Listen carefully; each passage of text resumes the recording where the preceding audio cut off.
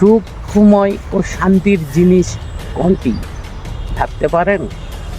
যদি ভাবেন তাহলে ভাবতে হবে, দুনিয়ায় সবচেয়ে সুখের জিনিসটি হলো যে বয়সের সময়ে ধর্মীয় মতে চলা, উইথ তার সঙ্গে নিজের জীবন ও যৌবনকে সময় মতো উপভোগ করা। কারণ যখন আপনার বয়স বেড়ে যাবে, আপনার কর্মক্ষমতা কমে যাবে, আর যখন বয়স থাকবে তখন আপনি সব কিছুই করতে পারবেন। এই কারণে আল্লাহ রাব্বুল ইজ্জত বলেছেন, বান্দা তোমরা সময়ের কাজ সময় করো। যদি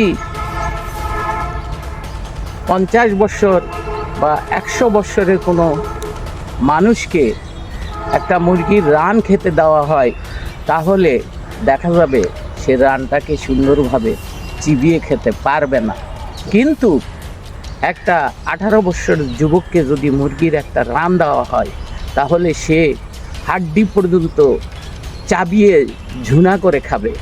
এরকম প্রতিটা ক্ষেত্রেই মানুষ সময়ের কাজ সময়ে করতে হয়, অসময়ে